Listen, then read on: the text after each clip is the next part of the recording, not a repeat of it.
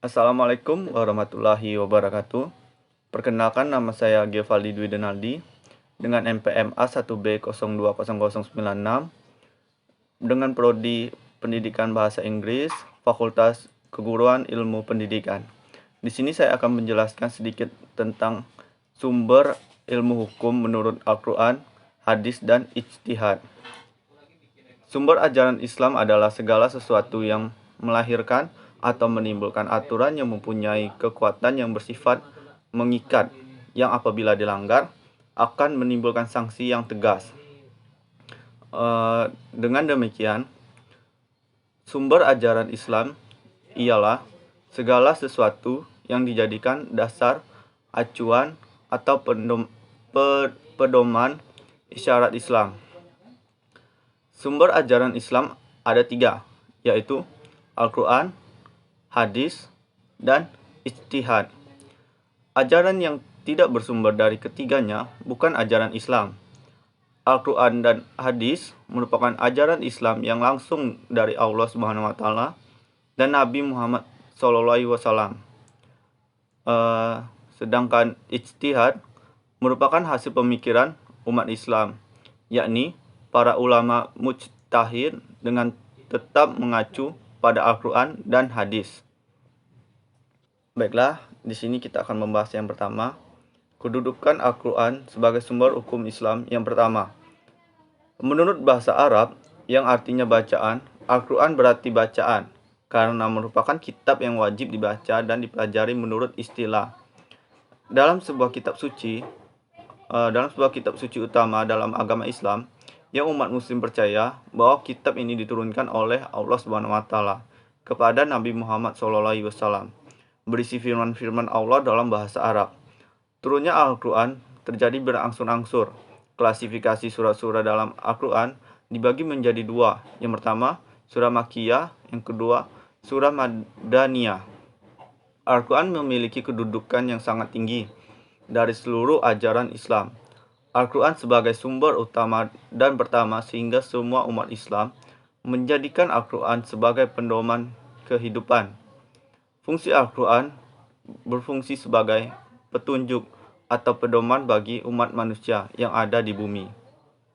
Baiklah, selanjutnya yang kedua, kedudukan hadis sebagai sumber hukum Islam. Yang kedua, hadis disebut juga sunnah, yang berarti perkataan, perbuatan, ketetapan, dan persetujuan dari Nabi Muhammad yang dijadikan landasan Islam.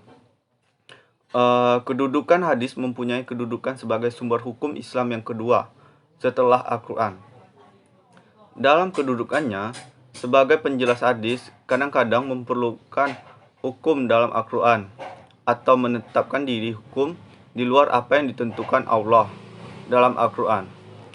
Kedudukan hadis sebagai bayani atau menjalankan fungsi yang menjelaskan hukum Al-Quran tidak diragukan lagi dan dapat diterima oleh semua pihak. Karena memang untuk itulah Nabi ditugaskan Allah SWT.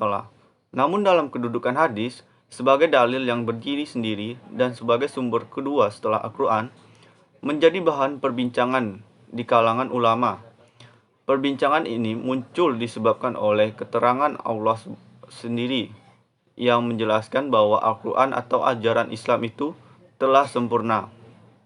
Oleh karenanya tidak perlu lagi ditambah oleh sumber lain. Jumhur ulama berpendapat bahwa hadis berkedudukan sebagai sumber atau dalil kedua setelah Al-Quran dan mempunyai kekuatan untuk ditaati serta mengikat untuk semua umat Islam. Fungsi hadis memiliki fungsi utama sebagai menegaskan, memperjelaskan, dan menguatkan hukum-hukum yang ada di Al-Quran. Baiklah, selanjutnya yang ketiga, kedudukan ijtihad sebagai sumber hukum Islam yang ketiga. Ijtihad adalah sebuah usaha yang sungguh-sungguh, yang sebenarnya bisa dilaksanakan oleh siapa saja yang sudah berusaha mencari ilmu untuk memutuskan suatu perkara yang tidak dibahas dalam Al-Quran maupun hadis. Kedudukan ijtihad dalam sejarah pemikiran Islam, ijtihad telah banyak digunakan. Ajaran Al-Quran dan hadis memang menghendaki digunakannya ijtihad. Dari ayat Al-Quran yang jumlahnya lebih kurang dari 500 ayat, Menurut pemikiran ulama yang berhubungan dengan akidah, ibadah, muamalah, ayat-ayat tersebut pada umumnya terbentuk teks-teks dasar tanpa menjelaskan lebih lanjut mengenai maksud rincian cara pelaksanaannya. Untuk itu, ayat tersebut perlu dijelaskan oleh orang-orang yang mengetahui Al-Quran dan hadis, yaitu para sahabat Nabi, dan kemudian para ulama. Penjelasan oleh para sahabat dan para ulama tersebut diberikan melalui ijtihad. Jadi, kedudukan ijtihad adalah sumber ketiga sesudah Al-Quran dan hadis. Fungsinya untuk membantu manusia dalam menemukan solusi hukum atas suatu masalah yang belum ada dalam Al-Quran dan hadis. Namun, ijtihad hanya boleh dilakukan oleh orang-orang tertentu saja yang ahli tentang Al-Quran dan hadis, yang disebut dengan mujtahid.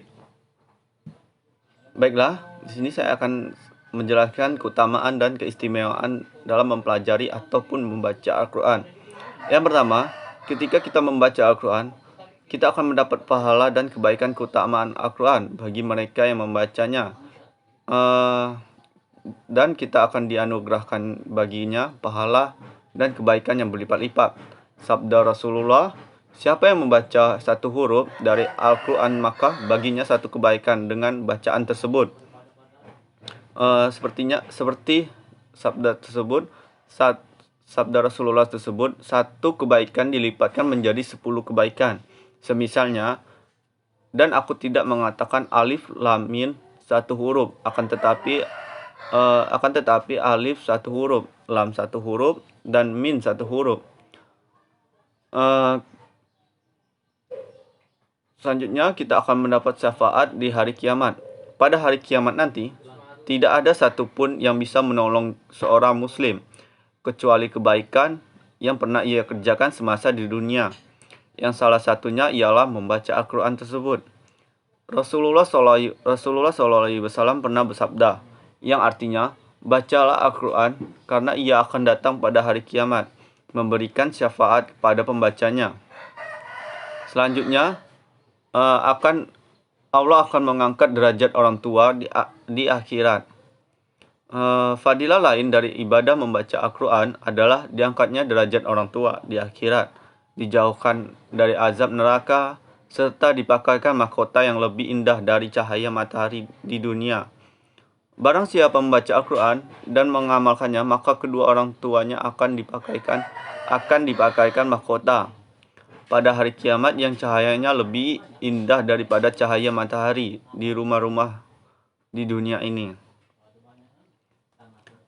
Mungkin hanya itu saja yang dapat saya jelaskan dari sumber-sumber hukum Islam sumber-sumber hukum Islam yang ada 3, dan keistimewaan ataupun keutamaan mempelajari Al-Quran. Bila ada kurang ataupun salah, saya mohon maaf. Pada Allah saya mohon ampun. Wabillahi taufiq wal hidayah. Wassalamualaikum warahmatullahi wabarakatuh.